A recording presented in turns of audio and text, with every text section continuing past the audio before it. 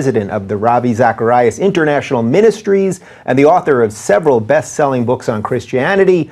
Ravi Zacharias, welcome to the Rubin Report. David, thanks so much for having me. I've looked forward to this for a while and honored to be with you. It's an honor to have you here. I'm looking forward to it as well. This is one of those that the internet sort of forced to happen over the last Is that right? over the last 2 years. You've been on the list of when people just start assaulting me on Twitter, and I mean it, assault in the best sense. Sit down with Ravi, sit down with Ravi. So we finally were able to work it out. I'm amazed to hear that. So both of my friends went to work, I guess. Yeah. There you go. All right. So first, when I Google your name, it says that you're a Christian apologist. Now, we all hear this phrase, and it sounds a little strange to me. Christian apologist, as if to do what you do, you have to either apologize for something or feel guilty about it or something like that. Can you tell me about the phrase Christian apologist? Yeah, it's one of those words that have evolved over the last few years and contoured with different meanings now, David. But it has a rich history when it goes back to the likes of Justin Martyr and Augustine and so on. Apologetics was part of the curriculum and the discipline of theological philosophical training. It comes from the Greek word, actually, to give an answer. The Apostle Peter says, for example, set apart Christ in your hearts as Lord, and always be prepared to give a reason for the hope that is within you, and to do it with gentleness and respect. So this is an ordinary fisherman talking about how to answer people with gentleness and respect. So the word really means to give an answer. I think it has two senses: making your truth claims clear and giving the answer to the legitimate questioner. But you know, it sounds like apologizing, and then it has taken on negative connotations. Yeah. If I hear you're an apologist for something, it's immediately, oh wow, I'm going to really be dumped on right here. So we ourselves are thinking whether that term is a good description of what we do. Historically, it was accurate, but in current usage, I'm not quite sure it's the best word. Do you have a better phrase then, so that next time I bring you on, I don't have to say it? Because I do think that connotation, there's something that in a modern sense, it's like, oh, he's going to come here and explain his view on Christianity, but it will have a but that will lead to something else. Well, we've pondered it. There's not a catchphrase that has come into our mind, but we as a team, I've got 93 speakers who work with me in 15 countries. And so we're thinking of, many of them are legitimate philosophers. I find that a bit of a glorifying term for myself. I'm not a philosopher in an academic sense, but I do some very serious thinking on matters that deal with culture, values, ethics, and so on. It's probably the best description is that of a Christian thinker and a contextual representative of values and the substrata of culture. Right. So we'll find a term. Thinker. I mean, that works. A Christian thinker. That works for me. Okay, so before we get into the meat of what your ideas are and things like that, I thought that because so many people on Twitter were asking me to have this conversation, are you amazed at the way information and ideas, both good and bad, can travel so fast now that you can get your ideas out across the world, with the click of a button, where years ago, and 30 some odd years ago when you started doing this, and before that even, that it could take a lifetime to get those ideas across? Well, I really am. In fact, when I was with our mutual friend Ben Shapiro, he surprised me by saying you were the most requested guest to be brought on this program. That also quite shocked me. Flattering and encouraging. Yeah. But yes, I think you don't do a Ben Shapiro impression? My brain doesn't work as fast as his. I don't know, that guy is sort of a rap artist in prose. Yeah. He just moves. I've watched your dialogue with him. That was brilliant, by the way. Yeah. Thanks. And David, I'll be honest with you, I'm wondering if time will tell whether this was a good thing or a bad thing.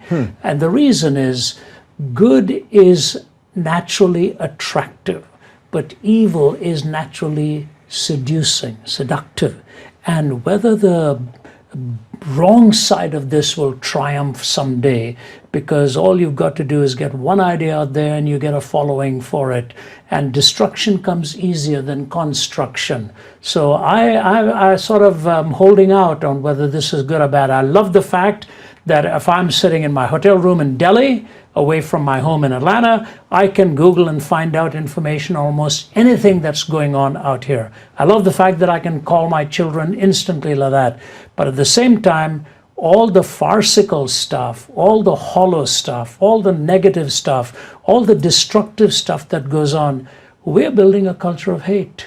And that troubles me. Do you think that that concept right there is sort of everything that a religious thinker, regardless of what religion, is really dealing with? The sort of battle between, you know, a certain set of ideas versus modernity, and you don't know, like we're in the internet right now, we don't know which way this is going to go, because you can spread the bad I would say more easily you can spread the bad than to spread the good, so to speak. I think sort of some rebellion finds it easier to find souls that have got nothing else to do. You know, they're sort of, Shakespeare would talk of them, the rattle of a vacant soul, or someone who's just not got enough to keep them busy.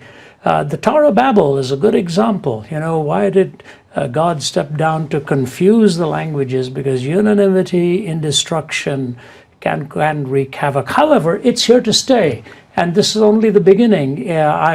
You are an author, I'm an author. The value of having access to information is a good thing. That's why it is important what we do in training the souls and the thinking of people. That's what I'm committed to. Okay, so now let's talk about your journey here, because it's been an interesting one. You were born in India, and you were an atheist until you were 17, is that right? Again, sometimes these terms became floated around in stronger ways than I would like to have. I was indifferent to religious claims. India is probably the most religion manufacturing culture on the face of the earth. Most of the major isms, Hinduism, Buddhism, Sikhism, Jainism, all of these isms were spawned and raised in India. And if India and Pakistan had not separated, they'd have been the biggest Islamic nation too. So actually religion had no attraction for me. That's the best way to put it. I felt it was believing the incredible, and it was creating more havoc. Was that a strange position to hold as a young person in a place that all those isms came from? I think so, but you know, we never ever discussed it. I played cricket and I played tennis. So I was a sportsman in school. That's where you really talk after a game or whatever. I don't ever remember getting into these discussions. It flows with the culture, but the notion of God as a real entity never entered my mind. Yeah, maybe during examinations, you know, God, if you're up there, could you help me, and so on. I never took interest, certainly not in the Christian faith, even though my ancestors came from the highest caste of the Hindu priesthood in the deep south. They were called the Nambudris. Then somewhere along the way, there was a conversion that took place into the Christian faith, and then that was lost. It became very nominal. So I was really raised, I didn't have a single Christian friend. They were all either Hindu, Muslims, or Buddhists. So we never talked about these things. And then having had a crisis experience in my life, that changed everything. So let's talk about that. Yes, India is a culture of academic excellence. If you're not doing well there, you're in trouble. And it's also a culture of shame when you're not succeeding academically. So I did the horrific thing. It till this day embarrasses me because I don't like talking about it. It took me a long while to talk about it. I attempted suicide when I was 17. And it was not out of any neurological disorder. It was not any biochemical thing. It was a fact that I just didn't have meaning. There was no purpose in life for me, David. I was moving towards failure after failure after failure, in contrast to my brothers and sisters and to my father. And so tried to poison my system. I thought it was going to be successful. I just didn't like the way life felt. And I wanted to kill that feeling. And to me, the only way to do that was, what they say in Belgium now, there's such a high rate of suicides, they don't call it suicide anymore, they call it opting out of life. That would have been a good description for me. But it is on that hospital bed. A Bible was brought to me. My body was dehydrated. I couldn't hold it. But the man who brought it to me and gave it to my mother, and scripture passages were read to me. And when you're desperate, when you're lying like that, words become very important to you. And when the words of Jesus were read to me, because I live, you also shall live, that lit up within my heart. What passage is that again? John chapter 14 and verse 19. Jesus is talking to Thomas, of all things, because Thomas was the apostle who went to India. And the irony of it is in that same passage, Jesus says, I'm the way, the truth, and the life. No one comes unto the Father except through me. It's a pretty exclusive claim, dramatic claim. And he went to a land of 330 million deities. And he paid with his life to present the gospel message of Jesus. So that verse, Jesus said, because I live, you also shall live. I latched on to the word live. I said, I don't know what this really means. But if God has a different definition of this than I have, I want to know what that is. And in a simple prayer, I began my pilgrimage to faith in Christ. What was that shift like? I mean, if we were writing a movie right now, so there's the young man who, attempts suicide, the Bible comes to him in the hospital bed, he has the wake up. I mean, it sounds like a movie, sort of. What was the next shift in that? Because it doesn't all just happen immediately. Like well, I appreciate you asking these questions because, they are pretty pointed and pretty real to me. The problem, we often think Jesus Christ came into this world to make bad people good. That's wrong. It's not got anything to do with making bad people good. It's coming to the world to make dead people live. I was dead to the claims of God upon my life. I had no purpose. How do you find purpose without a transcendent moral first cause? You can only lift yourself up by your own existential bootstraps and assign your own meaning. The fact that I was created for a purpose, that I had an individual distinctiveness that nobody else had, that God had a purpose for me in life. These were strange concepts. Now, of course, I'm looking in retrospect. When you go back, at that point, my biggest hope was like looking for a lifeguard or a life jacket. But over the process, I found out, and I say this, David, I've covered about 70 countries. I speak hundreds of times a year. The single greatest pursuit of every young person today is the pursuit of meaning. What does my life really mean? Even as I'm talking to you, I was talking to a young man yesterday, 18 years old, who got hooked onto pornography when he was 8. And he says, and I've hated everything that I have become. And now all I want to do is make an exit. You see, you take something and warp it into something else. You empty it, you empty the reality with something that's hollow. So that's what I've done with life. So to me, the biggest change, and my father said this on his deathbed, actually before he went into the hospital for a bypass and when he lost life, he said to me, what happened in your life is the most incredible thing I have watched happening, from being a failure to the different hungers and desires you have. So what Jesus, I believe, did for me was change not only what I did, but change what I wanted to do. That I never left the top 3 in the class after that. I always used to be in the bottom 3. So my hungers changed, my desires changed, and I think that is the biggest transformation I noticed. That's an incredible statement for your father to make right before passing. Did he have a similar awakening, or once you had an awakening, did it go across your family? After that, my brother, my sister was amongst the first to latch onto this, and then me. When Jesus talked to Nicodemus, he made a fascinating statement. He said, you can't change on your own. You have to experience the new birth. Now, I know that takes on a pejorative term in our ways, but the fact of the matter is, new desires, new hungers, a new breathing, a new air. And when he watched my life change, and what happened, yes, he followed him, which is very unusual in the Indian culture. There you all follow your parents. Very rare for a parent to follow the children.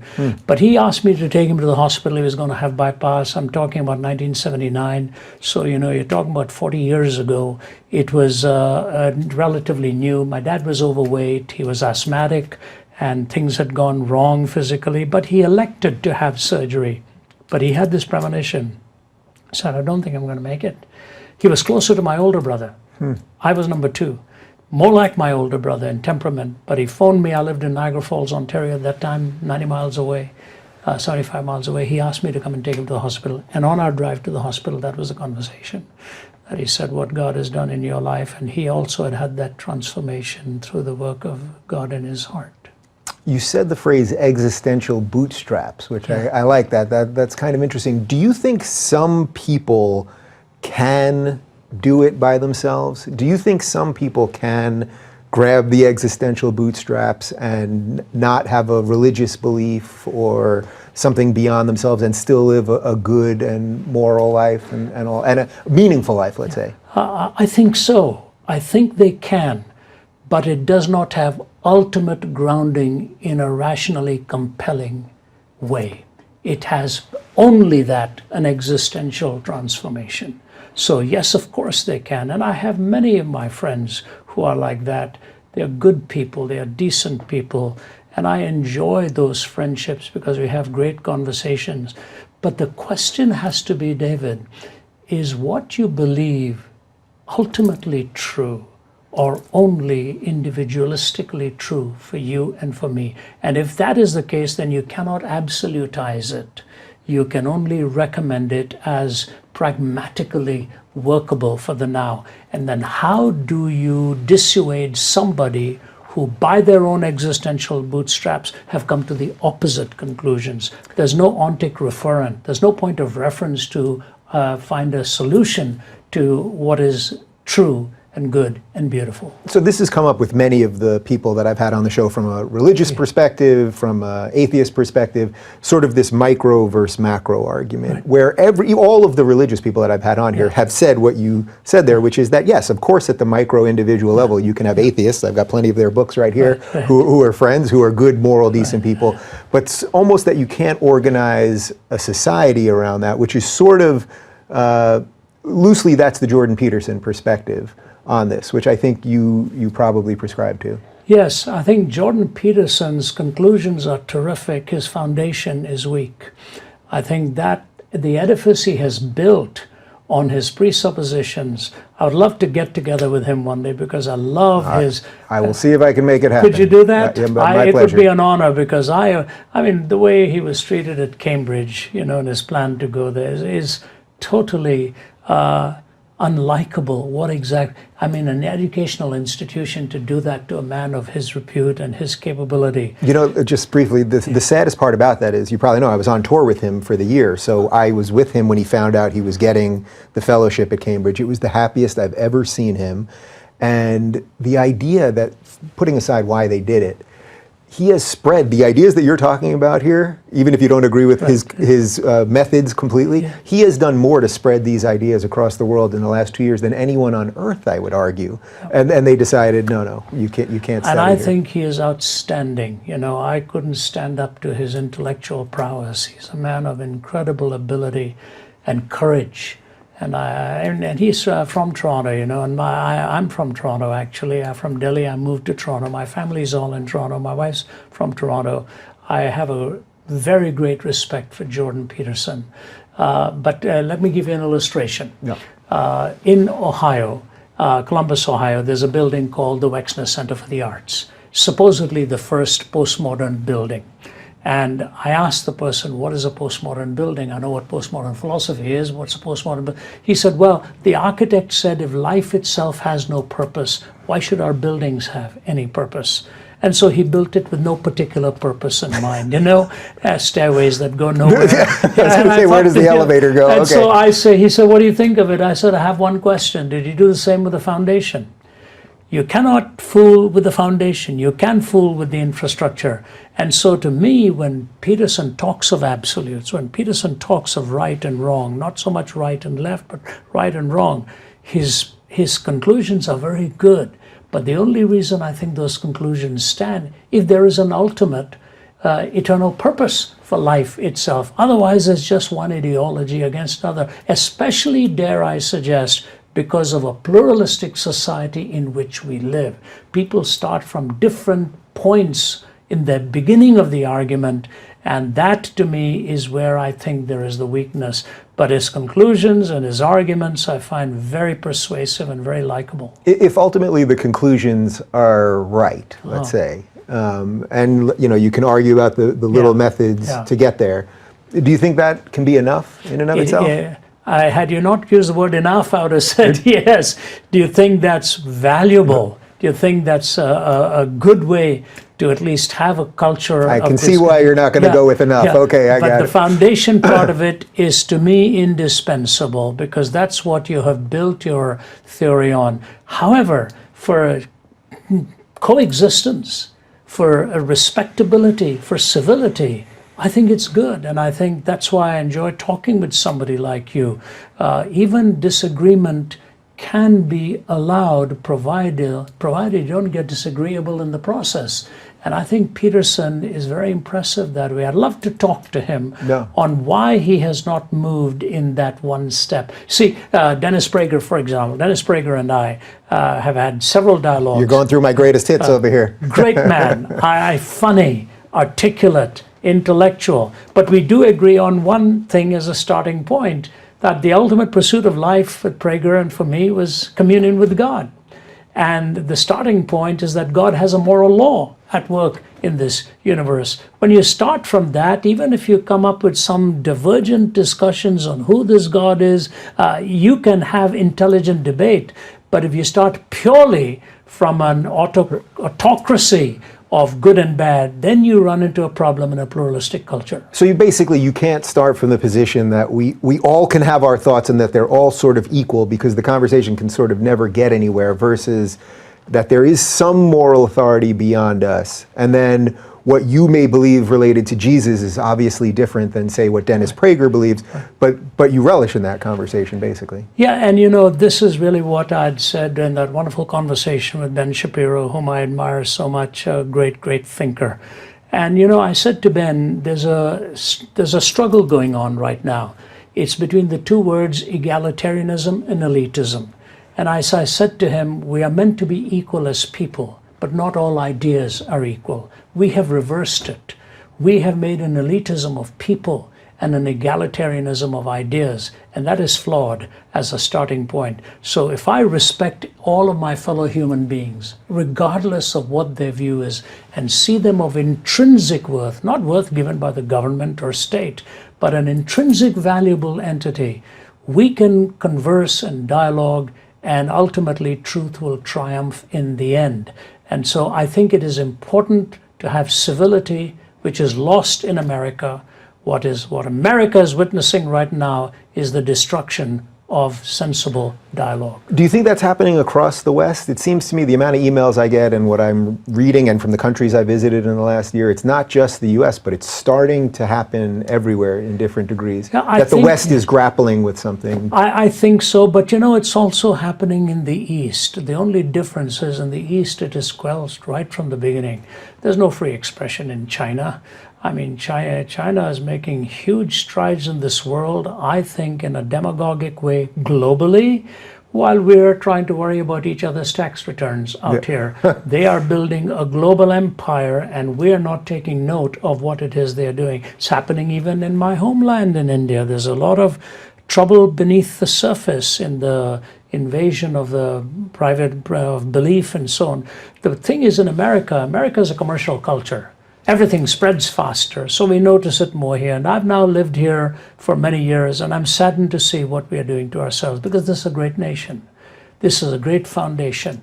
So I came in here as a stranger, and God gave me the blessing of coming here and raising my family and enjoying success. I don't think I'd have enjoyed this back from whence I came.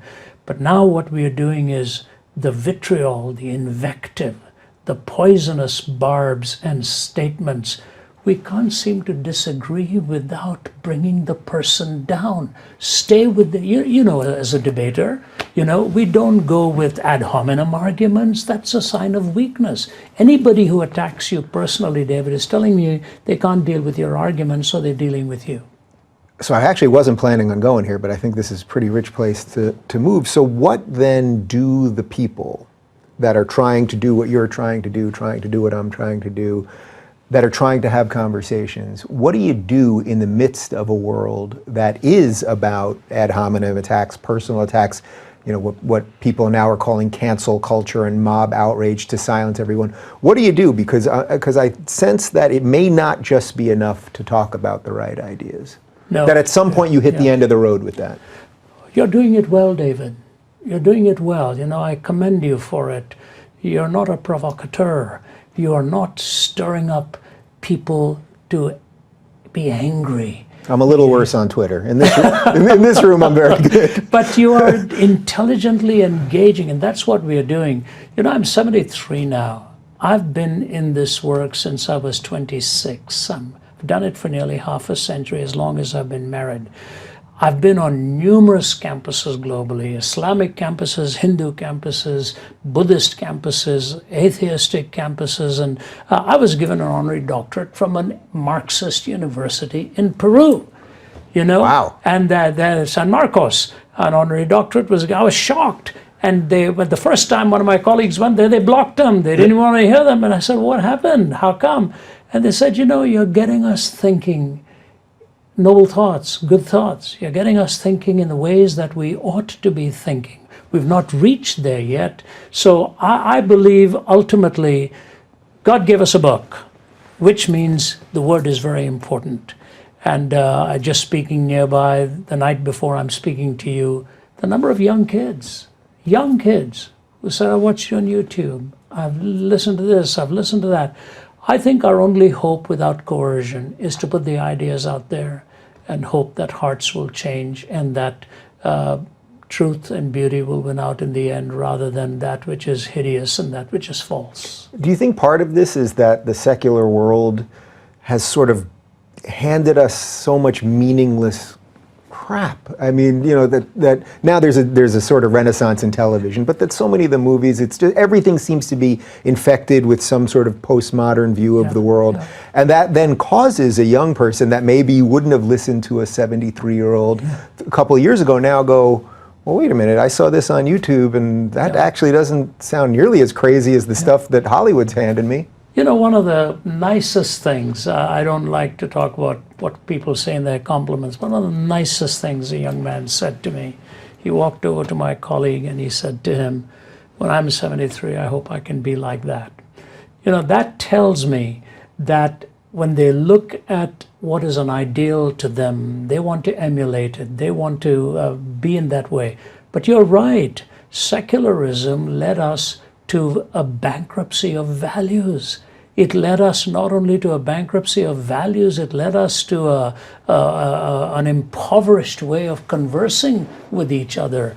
What do we see on the news? People fighting, people arguing. That's not what the news is all about. Give me the news. I have the intelligence to figure out what is true and what is right and what is wrong here. So is that, though, purely the result of secularism, or is that the result of just a little bit of human nature also, that isn't just a secular thing, but just that people click things that are, you see something bad, you click it, you see something good, and it just sort of let it go.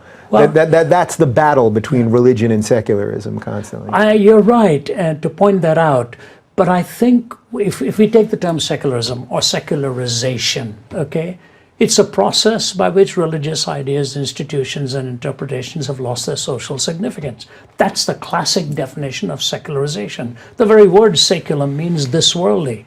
And so if I don't respect you as a fellow human being, I'm going to fight you to the bone.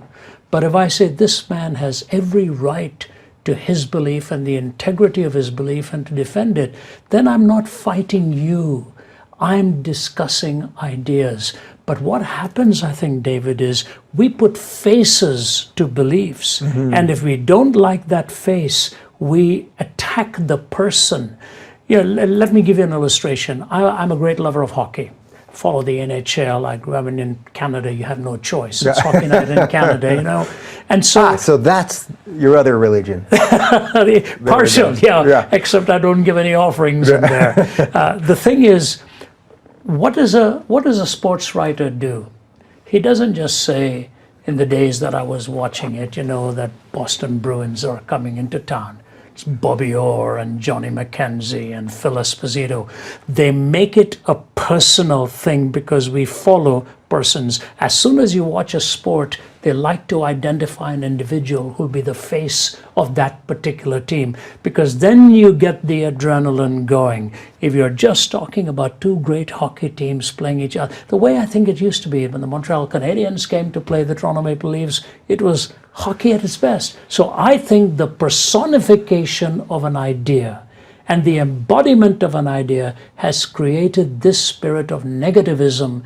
And so even in politics. Yeah, so I was just going to say, I mean, you're talking about cult of personality, which is exactly what politics has become. So they don't tell you what so-and-so, what law has been passed, who passed it, Who did this? Who said that? And the moment you show the picture of the person, the anguish gets into you. So you're going to fight it whether you like the idea or not. So I think this personal attack in our culture, the day of personal assassination, that is what has happened in the way we discuss ideas.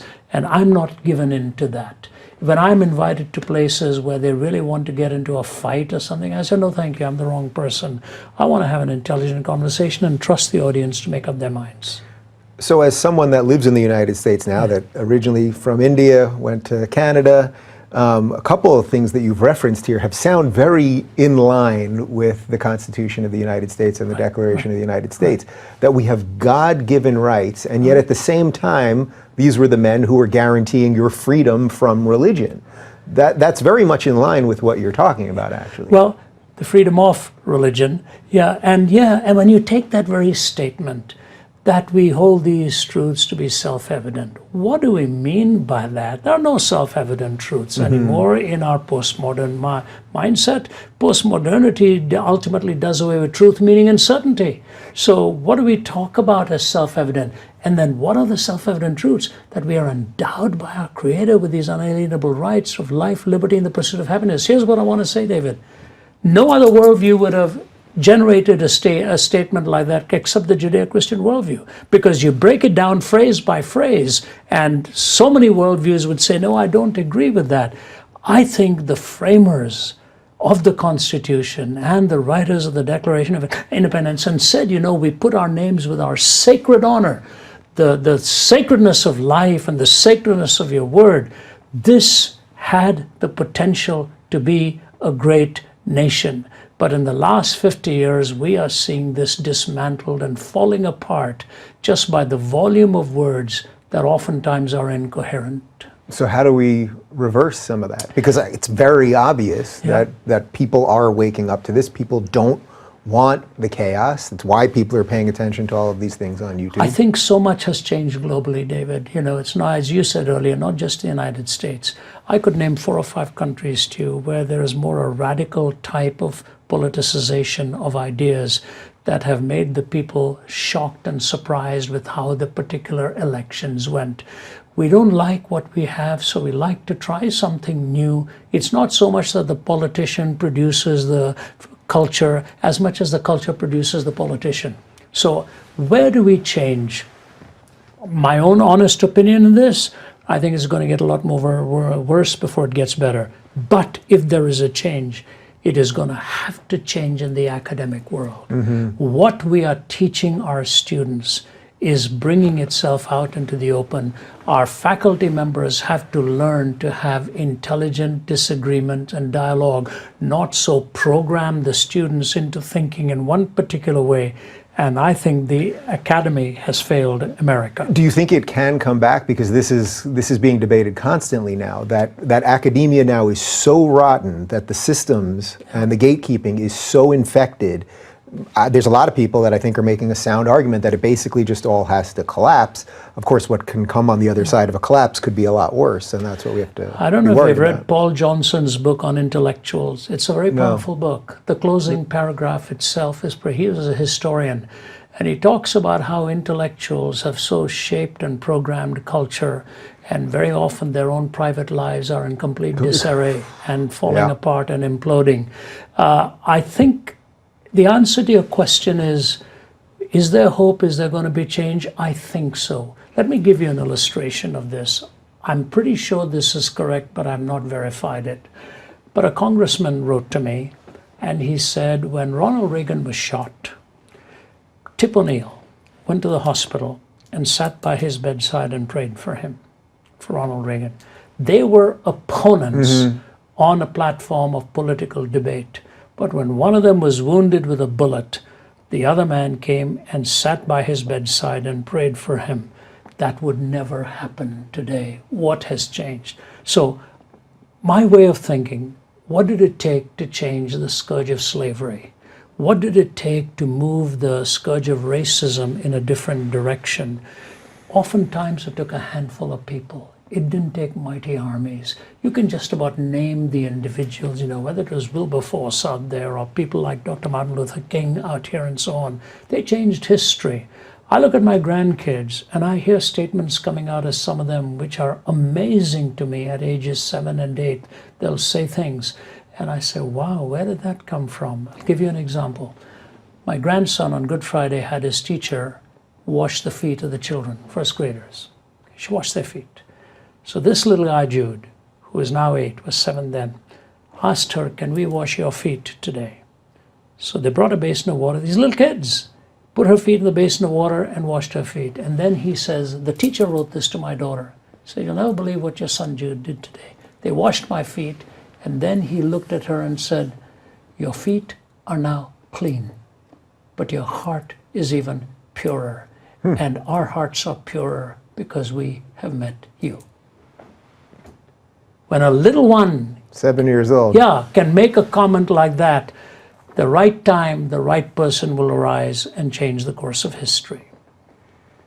Is there a way to make that happen sort of on a global scale? Like, is there, or do you think it also, that's just basically, your view is that it's a bottom-up thing, ironically, right? Yeah, I think so.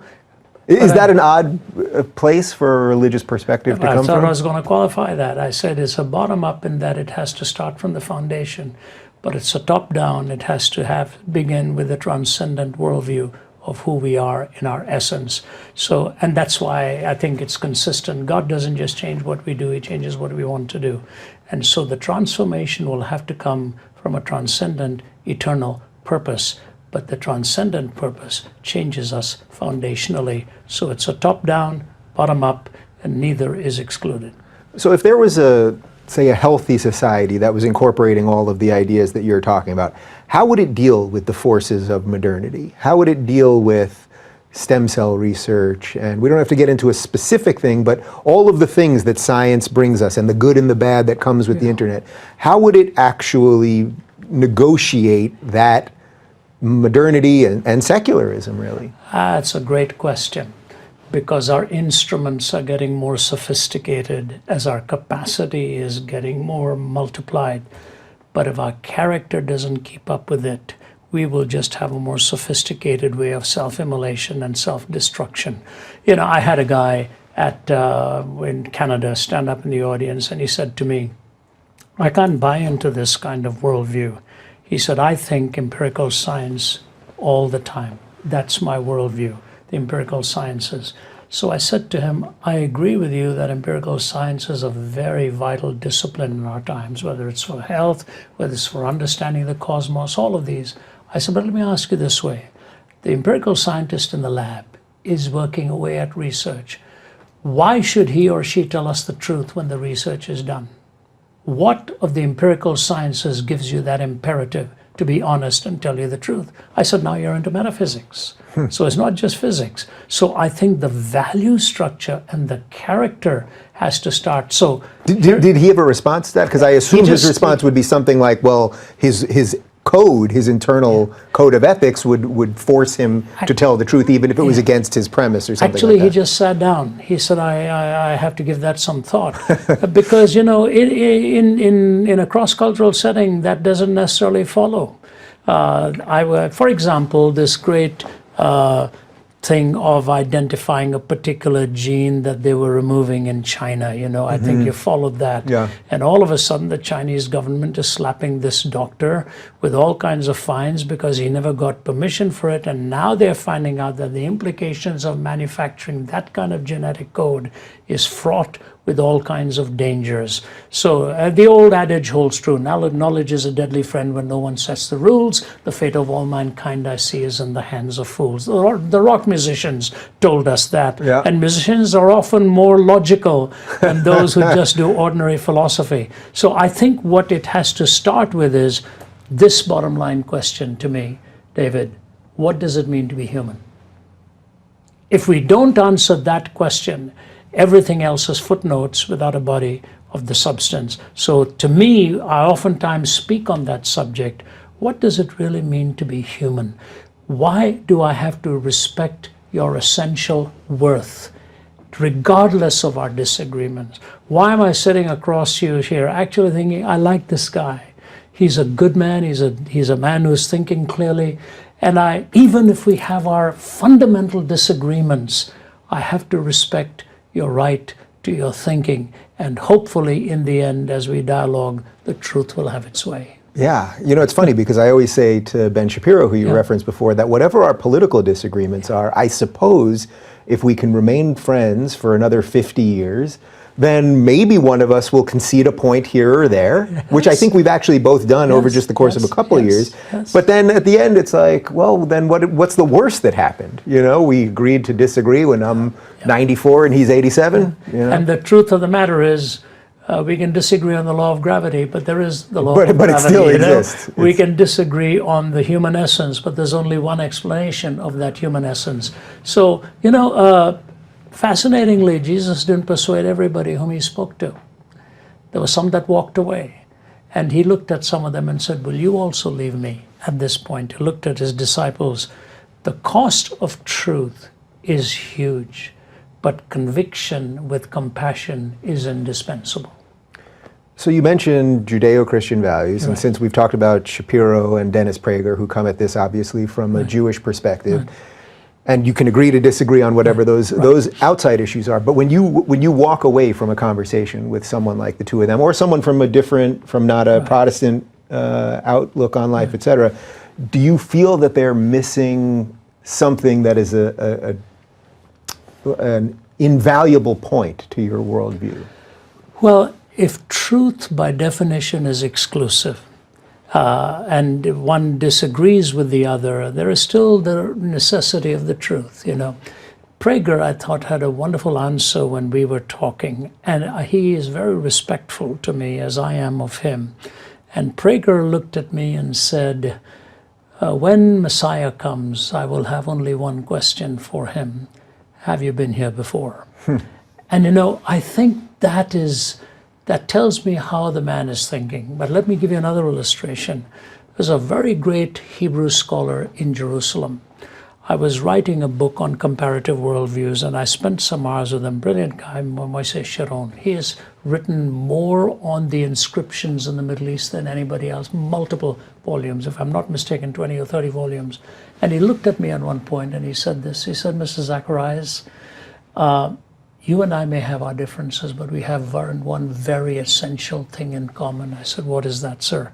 He said, our goal in life is to have communion with God. I said, I agree with you.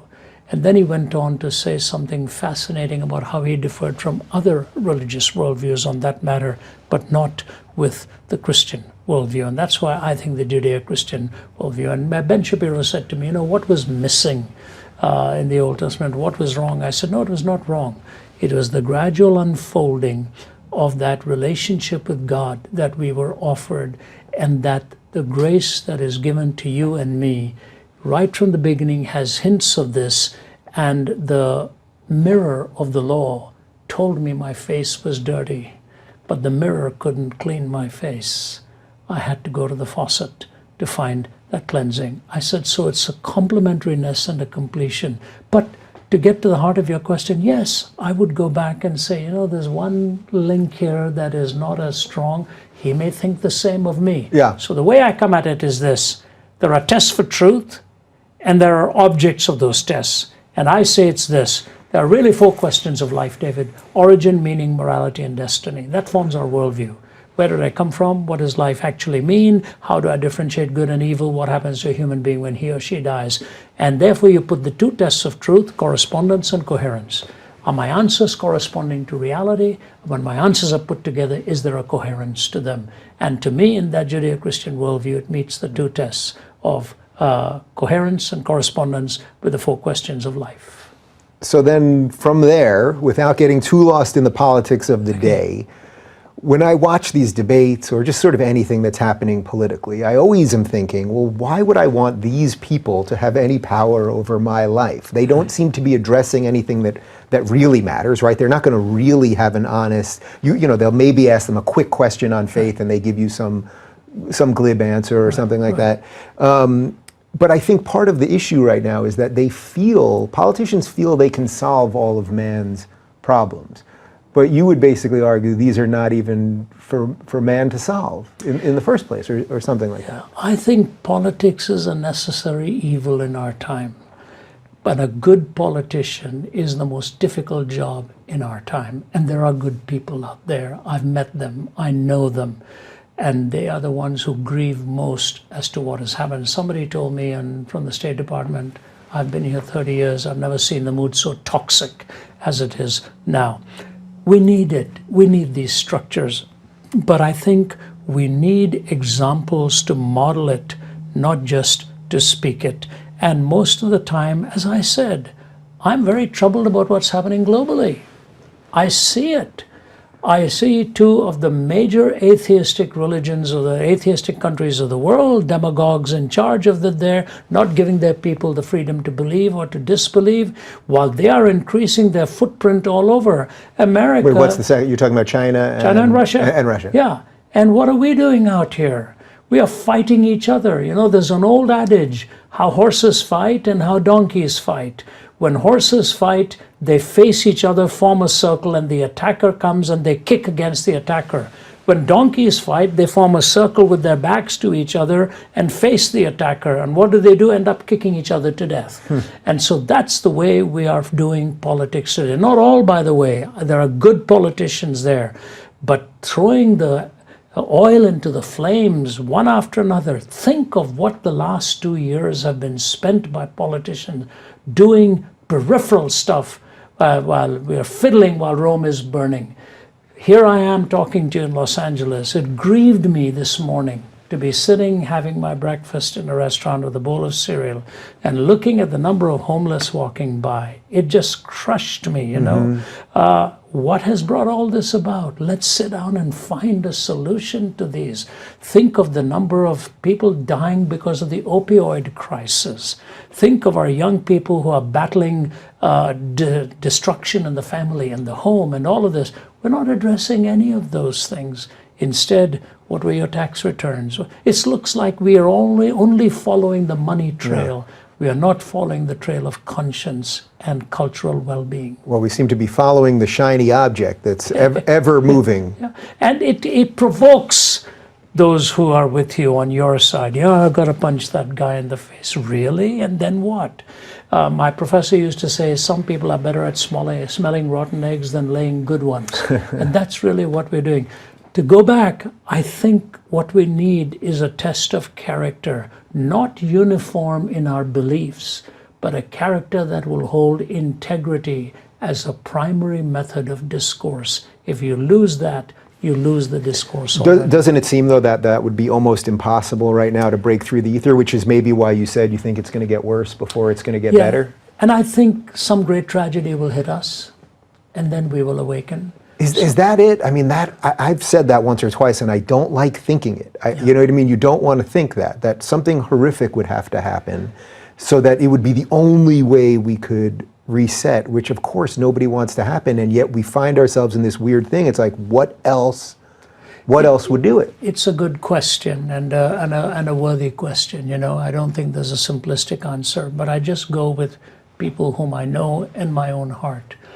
If everything is going well, okay, and then you start worrying about your car, you know, that you bought a lemon and it's not running properly, but all of a sudden you find out one of your children or grandchildren has just been hit in a car wreck and their body is shattered. It changes everything of importance right then. And I know people to whom it's happened. They can be arguing and all of a sudden they find out they've got cancer of the pancreas or something, and the whole demeanor of life changes. So if that's the way sometimes our attention is brought to what really matters, I'm hoping what happens individually and relationally with our friends, it seems to be an intimation of how we ultimately wake up to what's happening. Think of the nuclear threat today. Who in their right mind would want to see a nuclear war? You know, we even just seeing pictures of Hiroshima and Nagasaki and you say they're hell on earth. But we've got regimes with people who are willing to do things like that. So is it going to take some awful cataclysmic event for us to say, stop, everything has to stop. We have to sit down and talk. I don't know. The only other possibility, David, is this. And that, as a man who loves Christ and loves the spiritual world as reality, some great revival breaks out somewhere and hearts get changed and we find a sympathy towards things that really matter, not towards peripheral issues. That's always a possibility. It's happened in history. A dramatic change of heart of an individual. I see it happening in prisons. I see it happening in arenas. And if that happens on a massive scale, which is what a Christian would call a revival, then that would be the only hope. What do you think it's a tough one, what do you think the sort of general state of happiness is, say, across the world, in that, we can look at, we constantly complain about everything, and yes, just in the 6 years that I've lived in Los Angeles, are there way more homeless people here? Absolutely.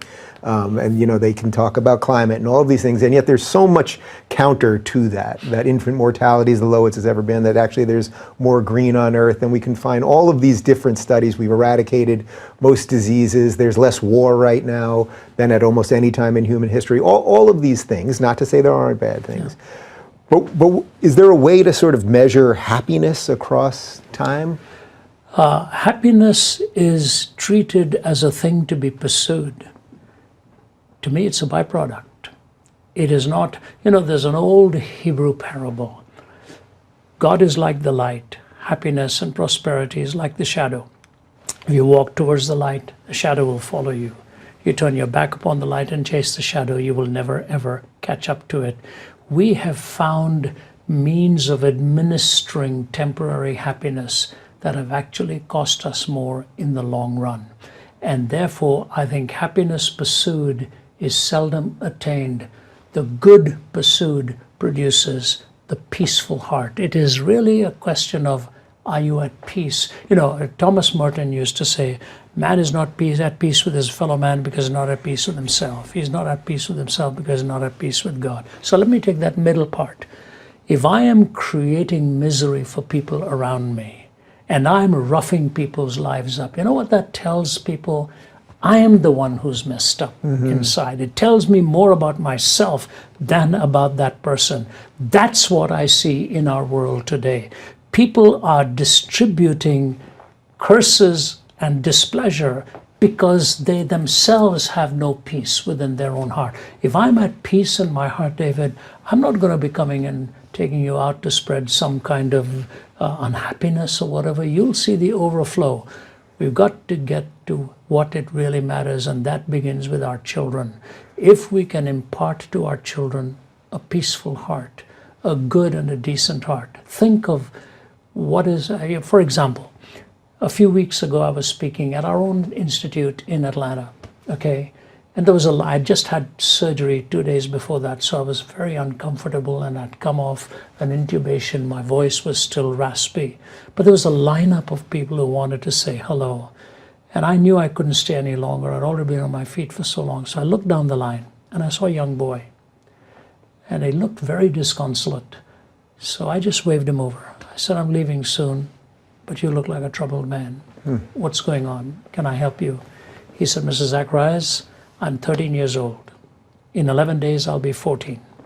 And in 11 days, I have to go to court and choose between my father and my mother. Wow. Yeah. That's exactly what I felt, like a stab in my heart. And no wonder his face showed it. Now, that's an issue. That's a problem. But we don't address how to build safe places for our children to grow up and feel unintimidated with their honest questions and their struggles. But if you're falling apart in your own relationships, how do you impart it to the children? So I just say, if we have nothing to give from within the peace in our own heart, we are only distributing more displeasure and unhappiness. Unhappiness is also not gained. It's a symptom of what is going on inside the person's life. I think that's the right way to end a chat. That felt right to me. Did that feel right to you? Yes, sir. Provided we flip it and say, you can find happiness and peace by doing that which God has called us to do. So rather than end on the note of unhappiness, on the note of happiness, that it can be gained because the gift of God. But thanks so much. You made me feel very comfortable here, and I hope we can do it again. It was an absolute pleasure. I would love to do it again. Maybe we'll do it either with Ben or with Dennis, or we can get some of the atheists. So we can maybe try Sam Harris or Michael Shermer and have that conversation. We'll do it. Yeah, and actually I'm going to be in